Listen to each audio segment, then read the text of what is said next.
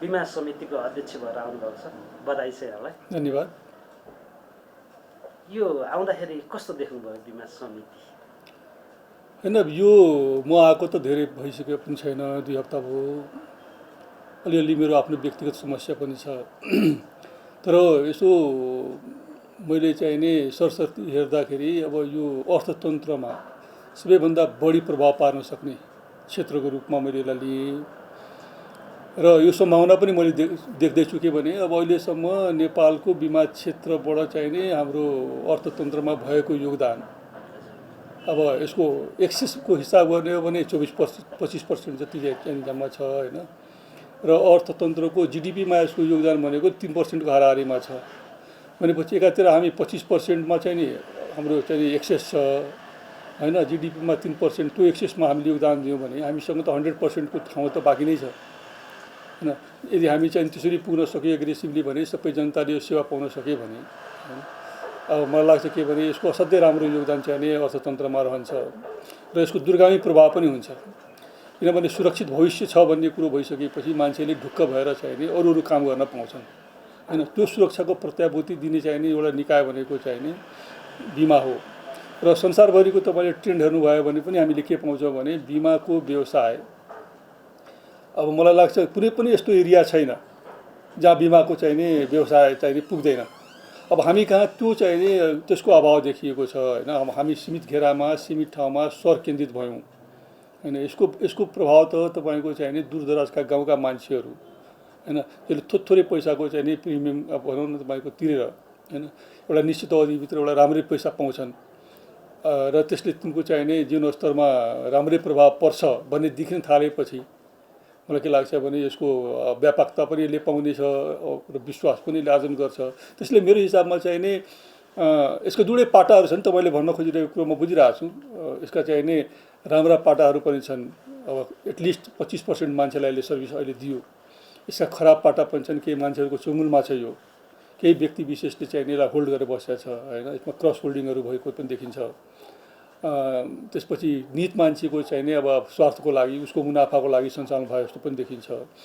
अब यही खराब कुराहरूलाई चाहिँ नि क्रमशः चाहिँ नि हामीले हटाउनु पर्छ र यसको राम्रा पक्षहरूलाई चाहिँ नि आम मानिसले पनि फाइदा पाउने गरी हामीले लिएर जानुपर्छ भन्ने हिसाबमा मेरो कार्यकाल मलाई लाग्छ के भने मेरो कार्यकाल त्यसैमा केन्द्रित हुन्छ। जस्तो क्रस होल्डिङको कुरा गर्नुभयो, केही मान्छे निश्चित मान्छेहरूको सीमाभित्रको कुरा गर्नुभयो अथवा उनीहरूको हो नियन्त्रणमा रहेको कुरा गर्नुभयो, त्यसमा तपाईँले केही एक्सन लिँदै हुनुहुन्छ? पक्कै लिइन्छ। पहिला प्रमाण जुटाउँ, सबै प्रमाण आइसकेपछि एक्सन लिने कुरो आउँछ। यत्तिकै चाहिँ पत्र लेखेर एक्सन हुने होइन होइन। अब एक्सन लिइसकेपछि फर्कने कुरो आउँदैन। त्यस कारणले अब प्रमाण जुटाउने काम हुँदैछ। प्रमाण जुटेपछि पक्कै हुन्छ। किनभने अब फेरि यो मेरो इन्ट्रेस्टको विषय पनि होइन। किनभने यो त कानुनले भन्छ तिमीले यो गर यो नगर। कानुनले गर भन्ने कुरो गर्नु पर्यो, कानुनले हुन्न भन्ने कुरो चाहिँ गर्नु भएन होइन। त्यसको लागि अब समय चाहिन्छ, समय दिइन्छ होइन। एक्सन त हुन्छ नै होइन। कानुनले चाहिँ नि वर्जित गरेको कुरो म गर्छु भनेपछि त हामी कानुनका मान्छेहरू आएर के काम भयो त? त्यो कुरालाई फलो गर्दै जाने भए त काम भएन। त्यस कारणले अब कानुनको बरखिलाफ हुने गरी होइन, कानुनलाई डिस्टोर्ट गर्ने गरी कानुनका छिद्रहरूमा छिरेर चाहिँ नि आफ्नो नित स्वार्थको लागि होइन। अब यो व्यापक तपाईँको चाहिँ नि पोलिसी होल्डरलाई बिगाडिदिने किसिमका चाहिँ नि बजार बनाउने, भोलि चाहिँ नि अब यो के अरे बिमाको बजारै अविश्वसनीय बनाउने यस्ता क्रियाकलाप त सहयोग हुने कुरो पनि भएन होइन। अब मैले चाहिँ लगानी गरेको छु भने मैले उचित प्रतिफल पाउनुपर्छ भन्नेसम्मको सेयर होल्डरको केसमा मान्य छ होइन। तर पोलिसी होल्डरको पैसा पनि मैले नै सबै पाउनुपर्छ, उसले के पनि पाउनु नसक्छ, खालि पैसा मात्रै प्रिमियमको रूपमा तिर्नुपर्छ भन्ने कुरा त मान्य हुन सक्दैन नि होइन। त्यस कारणले अब सरकार चाहिँ नि ले भनौँ न संसदले पास गरेको चाहिँ नि कानुनलाई सरकारले कानुन गर्ने हो। म सरकारको प्रतिनिधि भएको हुनाले र सरकारी निकाय भएको हुनाले अब मेरो कर्तव्य नै हुन आउँछ त्यो पालन गर्ने। जस्तो अलिकति कानुन पालना गर्ने नै कुरा गर्नुभयो। बिमा समितिले के अरे बिमा कम्पनीहरूले तोकिएको समयभित्र वार्षिक साधारण सभा पनि गरिरहेका छैनन्। त्यस्तो अवस्थालाई अब कसरी हेर्नुहुन्छ त? एका दुक्का त्यस्तो केस तपाईँले भनेको पनि देखिन्छ होइन। सबैको त्यो केस छैन। हाम्रो चाहिने अब मैले भने नि बिमा समिति पनि नियन्त्रकको रूपमा मात्रै बस्ने होइन। हाम्रो काम पनि के भन्दाखेरि कम्पनीहरूलाई सहजीकरण गरिदिने काम पनि हो। उनीहरूले भनेका कुरा हामीले पनि टाइमली यहाँबाट चाहिँ डिस्प्याच गरिदिनु पर्यो उनीहरूसँग सोध्नु बुझ्नुपर्ने कुरो छ। अनलिमिटेड टाइमसम्म हामीले सोध्ने बुझ्ने कुरो गर्ने होइन कि एउटा टाइम फ्रेमभित्र त हामी पनि बस्नु पऱ्यो नि। कानुनले 7 दिन भन्छ भने 7 दिनभित्र हामीले पनि गएर टुङ्ग्याइदिनु पऱ्यो। त्यस कारणले यो दुवै पाटोको छ। दोस्रो कुरो के भने अब अहिलेसम्मको बिमा व्यवसायमा चाहिँ नि ब्याङ्क जस्तो तपाईँको चाहिँ प्रविधिको प्रयोग भएको देखिँदैन। त्यस कारणले सबै कम्पनीहरूले प्रविधिको प्रयोग गर्नु पऱ्यो र समितिले पनि प्रविधिको प्रयोग गर्नु पऱ्यो हैन। अब बिमा व्यवसाय भनेको आफैमा एउटा खालको विशेष भनौँ न विशेषीकृत व्यवसाय हो, स्पेसिफिक बिजनेस हो। अब यो स्पेसिफिक बिजनेस बुझ्नु त स्पेसिफिक मान्छे चाहियो हैन। यो चार्टर्ड एकाउन्टेन्टले हेर्ने एरिया हो, यो एक्चुअरीहरूले हेर्ने एरिया हो, यो टेक्निसियनहरूले हेर्ने एरिया हो। त्यस कारणले त्यस्ता म्यान पावरहरूको चाहिँ नि हामीले भनौँ न अब सबै कम्पनीहरूले चाहिँ नि त्यस्ता म्यान पावरलाई इन गर्नु पऱ्यो। समिति पनि तपाईँको चाहिँ अपवादमा पर्न सक्दैन। समितिले पनि आफूलाई क्यापेसिटेट गर्नु पऱ्यो। म 40वटा कम्पनीलाई भनौँ न नियामक निकायको रूपमा म बसिया छु भने मैले त्यो क्षमता त बनाउनु पऱ्यो नि आफ्नो पनि। त्यो दुवै पाटोमा कामहरू भइरहेको छ। अब खास गरेर एउटा पाटो त हाम्रो पाटोमा, यो समितिको पाटोमा त हामीले सुर्ने गरिसक्यौँ अनि यसलाई कसरी अटोमेटाइज गर्ने, यसलाई कसरी हामीले चाहिँ नि जनशक्ति इन गर्ने, हामीले कसरी बढी से बढी चार्टर्ड एकाउन्टको सेवा लिने, एक्चुअरीको सेवा लिने, र हाम्रो सेवा चाहिँ नि आवश्यकताको बेलामा कम्पनीलाई पनि दिने। किनभने ऊ पनि कमजोर छ, कतिपय कम्पनी त नयाँ आएका छन् नि। त्यो पाटोबाट चाहिँ नि अब यो दुवैतर्फ चाहिँ नि सशक्तिकरणको पाटोमा हामी जानुपर्छ हैन। अब मान्छेले पो मेनिपुलेट गर्छ। जब तपाईँ र म आम्ने सामने हुन्छ भने विचार चल्छ होइन। विचारले चाहिँ नि अलिकति अब इमान्दारिता अलिकति बेइमानितातिर लिएर जान्छ। मिसिनले त बुझ्दैन नि। मिसिनमा त तपाईँले जे हान्नुभयो त्यसले त्यही दिने हो। त्यस कारण मेकानाइज गर्दै जानुपर्छ भन्ने हिसाबमा कामहरू सुरु गरिरहेको छ।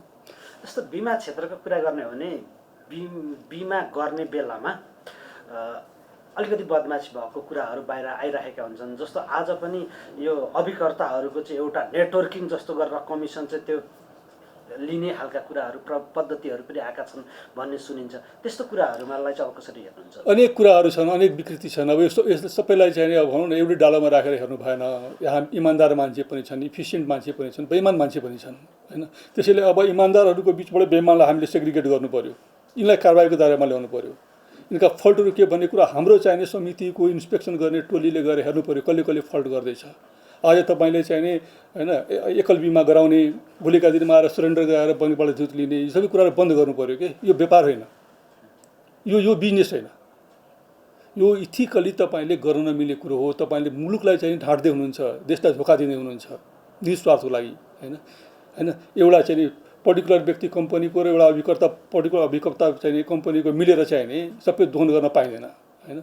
तपाईँको जानकारीको लागि चाहिँ हामीले हिजो राष्ट्र ब्याङ्कलाई चाहिँ अनुरोध गरेर एउटा पत्र पठाइसकेको छौँ। यो ब्याङ्कले चाहिँ नि पोलिसीमा चाहिँ नि धितो दिने होइन, यो त कम्पनीले दिने हो नि। अनि कम्पनीका सिइओहरूले गएर ब्याङ्कलाई चाहिँ सिफारिस गरेर चाहिँ नि पोलिसीमा धितो दियो भन्ने हो र ऋण दियो भन्ने हो र होइन नि। त्यस कारणले त्यसलाई बन्द गरिदिनु पऱ्यो। यो बिमा ऐन अनुसारको एगेन्स्टमा गयो भनेर हामीले छलफल पनि गरेका छौँ, हामीले पत्राचार पनि गरिसकेका छौँ। पत्रको एउटा कपी मसँग यहीँ छ। मलाई लाग्छ यसले प्रभाव पार्छ। एउटा लुपहोल त हामीले बन्द गऱ्यौँ नि होइन। ब्याङ्कले चाहिँ नि त्यो पोलिसीको एगेन्स्टमा दिने लोन चाहिँ बन्द गरेपछि यसले धेरै चाहिँ नि राम्रो मार्केटलाईमा चाहिँ एउटा असर चाहिँ पर्छ। अब समितिले हेर्दैछ है हामीलाई भन्ने कुरो चाहिँ पर्छ। जस्तो ऐन अनुसार समयमै साधारण सभा नगर्न, लेखा परीक्षण प्रतिवेदन नबुझाउनेहरूलाई कसरी गर्नुहुन्छ? जस्तो त्यसमा सरकारी कम्पनीहरू नै, सरकारको लगानी भएकै दुईवटा कम्पनीहरू छ। मसँग हिजो पनि कुरा भएको छ, अस्ति पनि कुरो भएको छ होइन। अब यो क्रोनिक समस्या भनेको चाहिँ नि यो पक्कै पनि समितिको निगरानी नपुगेकै हो त्यो बेलामा। अब यो त 62-63देखिको समस्या हो। अहिले हामी 77 सालको अन्तिममा आएर कुरा गर्दैछौँ, 15 तर पनि अहिले बसिरहेको टिमले होइन कतिपय चाहिने उसले क्लियरेन्स पनि गरिसक्यो, 3 वर्षको क्लियरै गरिसकेका छ। अब अर्को 3 वर्षको हामी क्लियर पढाउँछौँ। अहिले हामीलाई चाहिने हामी अब इस्टाब्लिस भएको कम्पनी, हामी कहाँ डकुमेन्ट पनि छैन। अब त्यतिखेर भयो न तपाईँको 47 साल पछिको त हाम्रो चाहिँ नि अवस्था थाहा छ तपाईँलाई। त्यसले गर्दाखेरि जे हामीले ल्याइरहेको छौँ हामीले पुरा त कानुन बमोजिमको कुरो जम्मै पुरा गर्नै पर्छ, तर अलिकति रिल्याक्सेसन हामीलाई दिनुहोस् न होइन। अहिले हामीले त्यो कुरोलाई गर्न सकेन भने यसपछि हामीले पेस गर्ने जुन डकुमेन्ट हुन्छ हामी त्यो मिलाएरै पेस गर्छौँ भन्ने कुरो आएको छ। अब त्यसको बारेमा हिजो छलफल भएको छ। अब हामीले पनि यहाँ हाम्रो चाहिँ एक्चुअरी र चार्टर्ड एकाउन्टसँग कुरा गरिसकेपछि त्यो इज गरिदिनु पऱ्यो हामीले। र इज गर्ने भनेको मतलब के भने त्यो सम्पत्ति नै ढाँटेको चाहिँ लाइबिलिटीको कुरो गरे होइन। त्यसमा चाहिने तत्कालै चाहिने धेरै हामीले चाहिने गऱ्यौँ भने पछिल्लो 12 वर्ष पछाडिकैमा हामी अड्क्यौँ भने त यतातिर त हामी न्याय हुन सक्दैनौँ। त्यस कारणले जतिसम्म आउँछ त्यसलाई चाहिँ हामीले हेरौँ, शर्त राखेर चाहिँ हामी चाहिँ दिउँ।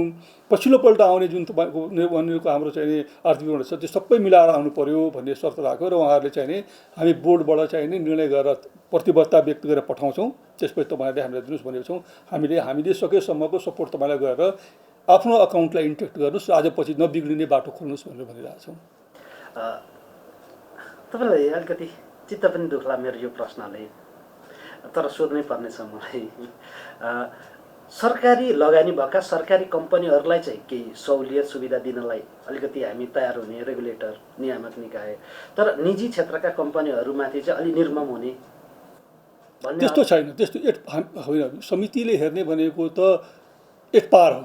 तर विडम्बना हेर्नुहोस् के भने त्यो त्यो त्यो संस्थान जसको हामीले कुरा गर्छौँ ऊ आफ्नै ऐन अन्तर्गत स्थापना भएको, कम्पनी ऐन अन्तर्गत स्थापना भएको होइन। उसको ऐन र हाम्रो ऐन बाँच्छ। यो बाजिने हुनाले नै उसलाई कम्पनीमा लिएर जानुपर्छ भने नयाँ ऐन तपाईँको इन्ट्रोड्युस भएको जुन आउन सकेन, संसद विघटन भएर त्यो ऐन आइसकेपछि इज हुन्छ। यो एक पारमा आयो। अहिले त के छ भने त्यतिखेर त एउटै मात्रै बिमा कम्पनी हो नि, नेपाल बिमा संस्था, राष्ट्रिय बिमा संस्थान। उसको त आफ्नै संस्थान ऐन अनुसार चाहिँ स्थापना भएको छ होइन। अब 2 अर्बको पुँजी अहिले हामीले सबैलाई भन्यौँ, उसको ऐनले त 50 करोड पनि माग्दैन। यस्ता खालका टेक्निकल समस्या छन् जसलाई चाहिँ नि अल्टिमेटली त 2 अर्ब उसले बनाउनै पर्यो होइन। अब उसलाई पनि इज के हुन्छ भने हाम्रो जुन तपाईँको चाहिँ नि सबै कम्पनीहरूलाई गभर्न गर्ने यो बिमा ऐन छ, यो ऐन चाहिँ नयाँ आइदिए पनि त्यसमा उस पनि पर्छ। अब विडम्बना के भने नयाँ ऐन आइपुगेको छैन, पुरानो ऐन हाम्रो हातमा छ, उसको संस्थानको ऐन आफ्नै हातमा छ। त्यसले गर्दा त्यसलाई पनि मिलाउँदै जानुपर्छ। तर अब हाम्रो भनाइ के भने जेसुकै भए पनि समितिको ऐन आइसकेपछि 49 सालमा अब हामीले चाहिँ नि समितिको ऐनबाट जानुपर्छ। हामीले एक पारमा चाहिँ सरकारको हो त्यस कारण हामीले चाप्नुपर्ने, यो निजी क्षेत्रको हो त्यस कारण हामीले छोड्नुपर्ने होइन। हामीले बिर्सन नहुने कुरा के हो भने सरकारको भए पनि उसले पनि लिने भनेको पोलिसी नै हो, उसले पनि जाने पब्लिकमै हो, अरू पनि जाने पब्लिकमै हो होइन। तर पब्लिकलाई दिइरहेको रिटर्न उसले घटाएको छैन। समितिको आफ्नो हालत खराब भए पनि संस्थानको उसले घटाएको छैन होइन। अब यी कुराहरू सबैलाई कन्सिडर हेर्नु पर्यो, उसको इतिहास हेर्नु पर्यो, यसमा चाहिँ जिम्मेवार हेर्नु पर्यो। अल्टिमेटली सरकार त जिम्मेवार हुन्छ नि, त्यो त्यसलाई केही भयो भने त तिर्नुपर्ने सरकारले नै हो नि। त्यस कारण यो प्रोटेक्सनको कुरा भन्दा पनि इजिनेसको कुरो हो र प्राइभेटमा पनि गरिएको छ। प्राइभेटलाई पनि उसको नमिलेको डकुमेन्टमा हामीले शर्त राखेर तिमीले अगाडि 3 महिनापछि 5 महिनापछि यो मिलाऊ भनिएको छ। अहिले तपाईँले हेऱ्यो भने त कसैको पनि सोल्भेन्सी रेसियो पुग्दैन, बिजनेस बन्द गरिदिने। त्यो त अब हामीले निगरानी गर्नु पर्यो, पुर्याउनु पर्यो। उसको चाहिँ त्यो चङ्क अफ मनीलाई चाहिँ तपाईँको ट्रान्सफर गरेर अब यो चाहिँ सेयर होल्डरमा ल्याउनु दिनु भएन। उसलाई 90% तपाईँको चाहिँ नि के अरे यो के अरे पोलिसी होल्डरलाई दिनु पर्यो, बाँकी रहेको पैसा नदिने। अहिले पैसा तपाईँले चाहिँ रिजर्भमा राख्नु पर्यो, जब सोल्भेन्सी रेसियो पुग्छ नि अनि बाँडफाँड गर्नुलाई। त्यस्तो उपायहरू गरिएको छ। त्यस्तो पनि होइन कि भने यसलाई च्यापेर सकिदिने भन्ने कुरो होइन। सबैभन्दा धेरै चर्चा भएको हजुर आउनुभन्दा अगाडि कोरोना बिमा गर्नेले दाबी भुक्तानी कहिले पाउँछ? अब मलाई लाग्छ 2 दिन अगाडि चाहिँ नि नेपाल ग्रिडले दिनुपर्ने पैसा हालिसक्यो पुलमा। अब हाम्रो पालो छ 1 अर्ब रुपियाँ। अब हामी पनि एक दिन आज वा भोलिमा हामी पनि पठाउँछौँ। मलाई के लाग्छ भने यो पैसा गइसकेपछि धेरै युज हुन्छ। त्यसै पनि 35,000 जति त हामीले चाहिँ डुज क्लियर गरिसक्यो, कम्पनीहरूले आफ्नै फन्डबाट पनि दिएकै छन्। र हाम्रो इन्स्ट्रक्सन के छ भने पैसा नकुरा, यो सरकारको कमिटमेन्ट हो, सरकारको प्रोग्राम हो, पैसा कुर्ने कुरो भएन। तिमीहरूको चाहिँ तिमीले कति त्योभन्दा बढी दियो भन्ने कुरोको हिसाब गरेर राख, त्यो सबै आउँछ। अहिलेलाई हामीले चाहिँ नि सबै तर्फबाट चाहिँ ठिक भएर आइसकेको डकुमेन्ट जुन छ दाबी भुक्तानीको त्यसलाई रोक्नु भएन, त्यसलाई दिँदै जानुपर्छ भन्ने इन्स्ट्रक्सन छ। मलाई लाग्छ 1-2 दिनमा हामीले पनि पैसा पठाए पनि राम्ररी त्यहाँ पैसा जम्मा हुन्छ पुलमा र यो काम अगाडि बढ्छ। बढिनु पनि रहेकै छ पैसा। अब हामी आइसकेपछि नै, म आइसकेपछि नै मैले रिलाई चाहिँ नि फोनै गरेर पत्रै पठाउनु पर्ने हो कि फोनले चल्छ भनेपछि फोनले चल्छ भन्यो। त्यसपछि उहाँको त्यहाँको अध्यक्षज्यूलाई मैले भने तपाईँहरूले चाहिँ नि लोन लिएर भए पनि तपाईँका चाहिँ एफडीको एगेन्स्टमा त्यो पैसा हाल्नु पऱ्यो भनेपछि 2 चरण गरेर उहाँहरूले पैसा हालिदिनु भएको छ। अब हाम्रो पालो छ, हामीले पनि आज भोलिमा पठाउँछौँ पनि मैले भनिसकेको छु, आज भोलिमा जान्छ। जस्तो बिमा इन्डस्ट्रीको कुरा गर्दाखेरि नयाँ कम्पनीहरू आउने सम्भावना छ, के गर्नुहुन्छ? भर्खर त नयाँ नयाँ कम्पनी ल्यायो। यत्रो कम्पनी 2-3 वर्ष मात्रै भयो क्यारे आएको बजारमा। अहिले त इस्टाब्लिसै हुन पाएको छैन, फङ्सनै गर्न पाएको छैन। अब अनहेल्दी कम्पिटिसन पनि बढेर गयो। कम्पनीको सङ्ख्या बढ्दाखेरि अनहेल्दी कम्पिटिसन भयो। कसैले पनि तपाईँको ग्राहकलाई चाहिँ नि आफूतर्फ आकर्षित गर्ने हो भने मैले एकदमै राम्रो चिज दिन्छु भनेर भन्नु पऱ्यो नि। एकचोटि त भन्ला उसले, तर डेलिभरी भएन भने त मान्छे त्यहाँ जाँदैन नि। त्यस कारणले लेट्स सी, मलाई लाग्छ यति चाँडै चाहिँ नि त्यो हतार गर्नु चाहिँ उपयुक्त नहोला। त्यसो भए सङ्ख्या घटाउन त पाइएला नि।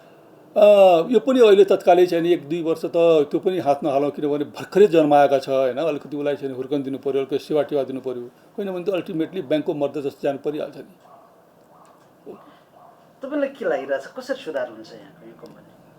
भिजिलेन्स हुनु पऱ्यो। समितिले आफ्नो फङ्सनलाई चाहिँ नि मेरो काम भनेको खालि नियन्त्रण गर्ने होइन, मेरो काम भनेको कम्पनीको चाहिने मेजर तपाईँका चाहिने कुराहरू मेरो फिङ्गर टिप्समा हुनु पऱ्यो, जसले चाहिँ कम्पनीको हेल्थ देखाउँछ।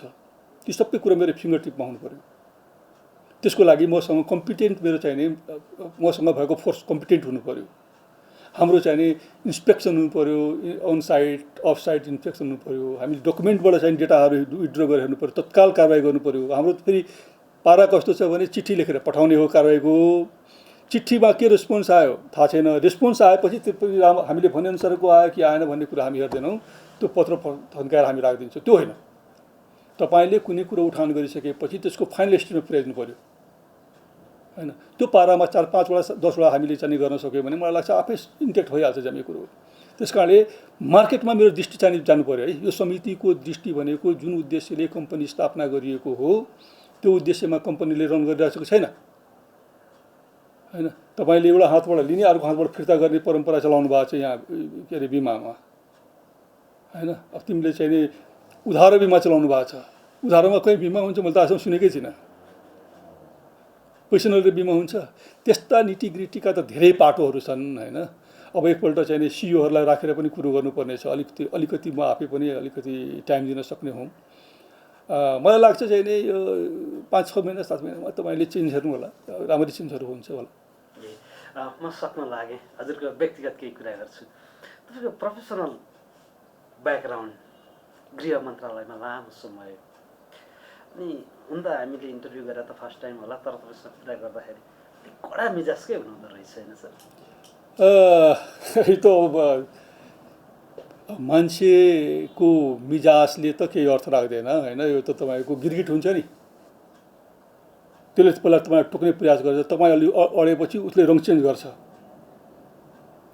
तर मेरो आफ्नो चाहिने आफ्नो नेचरले त के मलाई के लाग्छ भने मलाई जज गर्ने भनेको त मेरो कामबाट हो होइन। म चाहिने कडा मिजाजको भएर कसैलाई हर्ट गर्ने, कसैका व्यक्तिगत नोक्सानी पुर्याउने, कसैको व्यक्तिगत तपाईँको चाहिने भनौँ न उसको चाहिने खराब गर्ने, मलाई लाग्छ मेरो त्यो नेचर होइन। मेरो आफ्नो करियरमा त्यस्तो कहिले पनि भएन। मसँग मान्छे प्रसन्न नै हुने हो, मसँग स्टाफहरू जहिले पनि खुसी नै हुने हो होइन।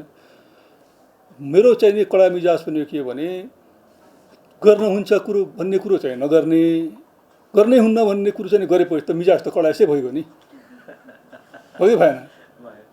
त्यस कारणले चाहिँ नि त्यो होइन। फेरि अब यस्तो पनि भयो, अब म त ब्युरोक्रेसीबाट लामो समय बसेर आएको, धेरै ठाउँ गएर आएको। म पब्लिकको बिचमा पनि बसेँ, आम जनताको बिचमा पनि बसेँ होइन। म चाहिँ नि अब स्थानीय निकायहरूलाई हेरेर पनि बसेँ, उनलाई कसरी प्रमोट गर्न सकिन्छ, कसरी यिनीहरूको चाहिँ नि ग्रोथ होला भनेर बस्यो, त्यो इकोनोमी पनि मैले हेरेँ। अनि पर्टिकुलरली चाहिँ नि के हुँदो रहेछ, लोकल गभर्मेन्टले के काम गर्दो रहेछ भनेर चाहिँ धेरै लामो समयसम्म महानगरको चाहिँ कार्यकारी भएर पनि बसेँ होइन। म चाहिँ नि वाणिज्यमा पनि बसेँ, कसरी ट्रेड गर्दैछौँ हामीले होइन। म त्यसपछि म शान्तिमा पनि बसेँ, शान्ति कोषको डाइरेक्टर भएर पनि बसेँ, माओवादी सेनाको समायोजनको पनि सचिव भएर बसेँ। म एकैपल्टमा दुइटै बसेँ। त्यसपछि म चाहिँ अब यो चाहिँ सञ्चार मन्त्रालयमा सचिव भएर बसेँ, प्रधानमन्त्रीको सचिव भएर बसेँ, उद्योग मन्त्रालयमा सचिव भएर बसेँ।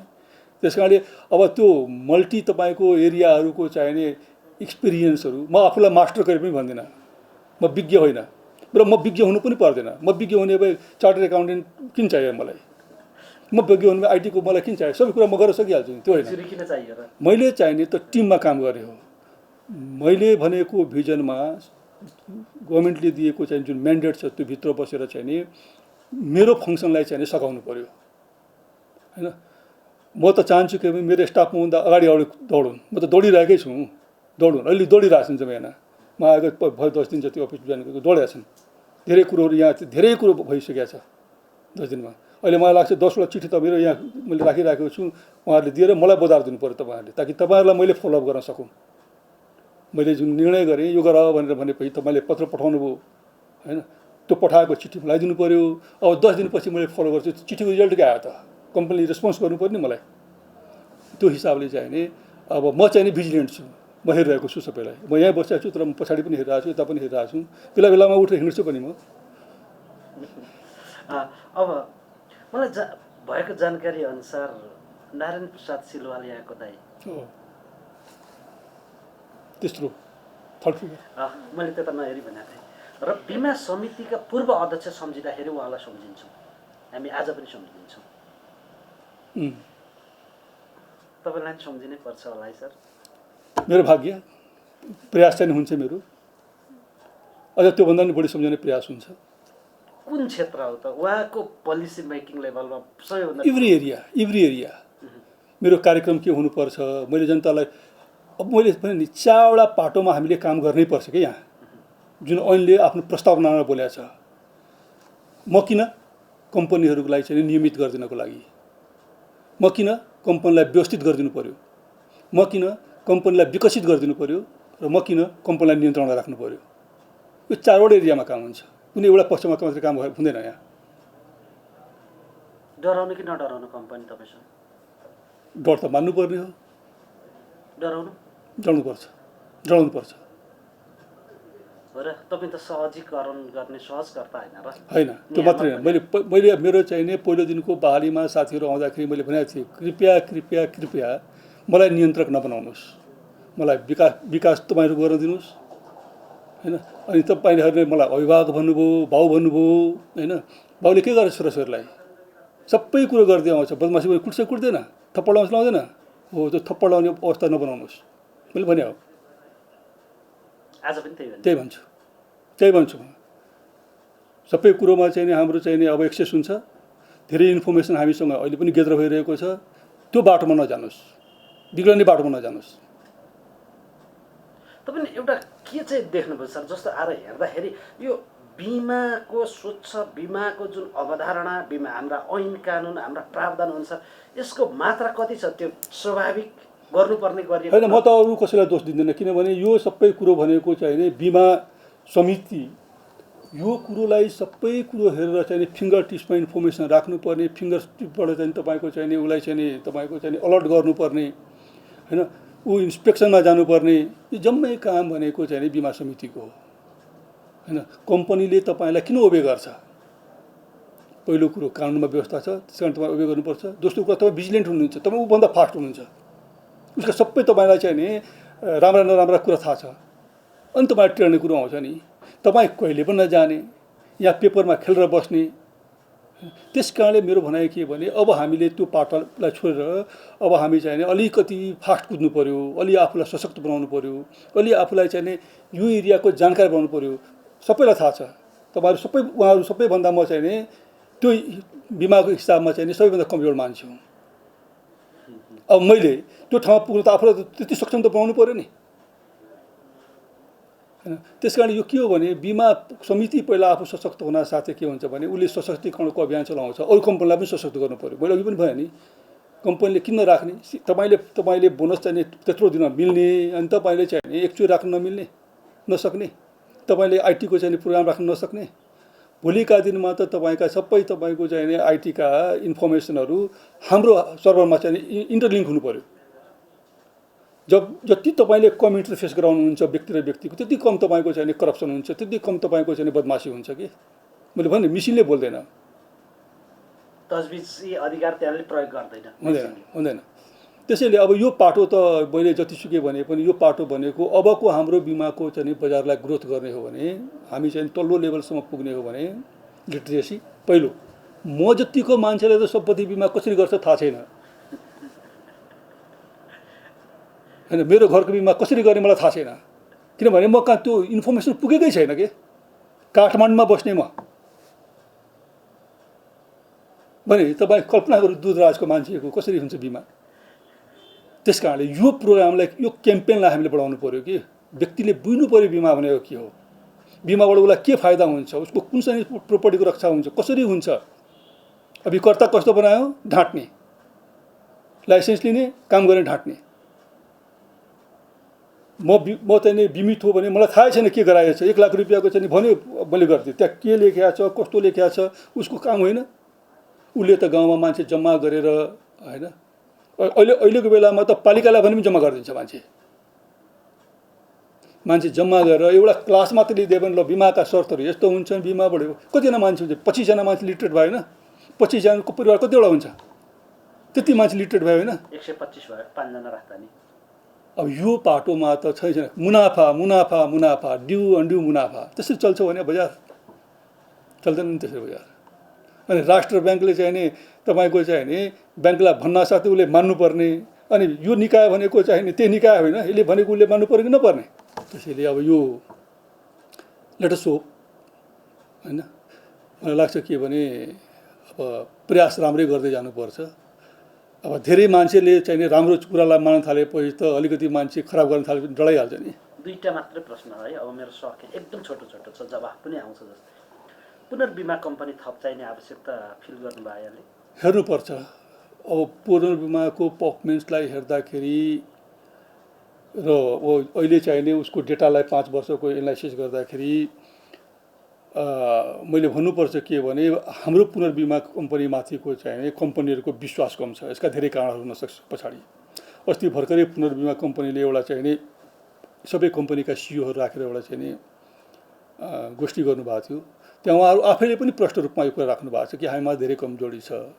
अब उहाँहरूलाई सशक्तिकरण गर्ने त अवसर त दिनै पर्यो होइन, तर त्यो इन्फिनिट हुन सक्दैन, मार्केटले कुर्दैन। तपाईँ भयभरको पैसा चाहिँ नि विदेश पठाउने होइन, 1 पैसा पनि विदेश नल्याउने होइन, अझ अब कम्पनीले त पठायो नि, तपाईँ स्वयंले पनि पठाउने, तपाईँले त्यति बराबर बिजनेस पनि नगर्ने भनेपछि त तपाईँको चाहिँ नि होइन पर्फर्मेन्सलाई बढाउनेको लागि पनि होइन विकल्प सोच्नुपर्छ कि। तर अहिले त्यस्तो कुनै पनि तय भइसकेको विषय होइन, सोच्नुपर्छ कि भन्ने कुरो चाहिँ अलर्ट चाहिँ हुनु पर्यो। एउटा दोस्रो, तपाईँ आफै बोलाएर भन्न त सक्नुहुन्छ, भनि नै सक्नु भएको छ, नभए नि भन्नुहुन्छ विभिन्न माध्यमबाट, तर बिमा कम्पनीहरूलाई केही भन्नुहुन्छ लास्टमा मेरो प्रश्न नराखिकन? होइन, मैले उहाँहरूलाई चाहिँ उहाँहरूको सिइओ उहाँहरूको अध्यक्षहरू यहाँ बेला बेलामा आइरहनु भएको छ। एक दिनमा एउटा पक्कै एउटा कम्पनीको आउनुहुन्छ। एउटै कुरो हो होइन, तपाईँलाई कन्सिडरेसन गरिदिन सक्ने हदसम्मको कानुनले दिएको लिमिटसम्मको कन्सिडरेसन हुन्छ, सहयोग पनि हुन्छ। त्यसको बियोन्डमा गइसकेपछि अब कानुन बोल्छ, म पनि के गर्न सक्छु, म पनि त कानुनले जन्माएको मान्छे त हो नि, त्यसले पठाइदिएको ठाउँ हो, मलाई तिमीले यसरी युज गर भनेर भनेपछि त मैले त त्यसको जान्दैन, किनभने त्यसपछि त म माथि पनि उङ्गला उठ्छ। त्यस कारणले मेरो आग्रह के भने बिजनेसलाई चाहिँ नि कसै न कसैले झन्डा त उठाउनु पऱ्यो नि। यो बजारमा म फेयर जाने बिजनेस गर्छु होइन, म फेयर प्र्याक्टिस गर्छु र मलाई चाहिँ मान्छेले फलो गर्छ भन्ने कसै न कसैले गर्नु पऱ्यो नि, त्यो कोही न कोही भन्नुपर्छ होइन। अल्टिमेटली मैले भनिहालेँ, बोल्ने त कानुनले बोल्ने हो, मैले बोल्ने त कुरो होइन। हस्, धन्यवाद।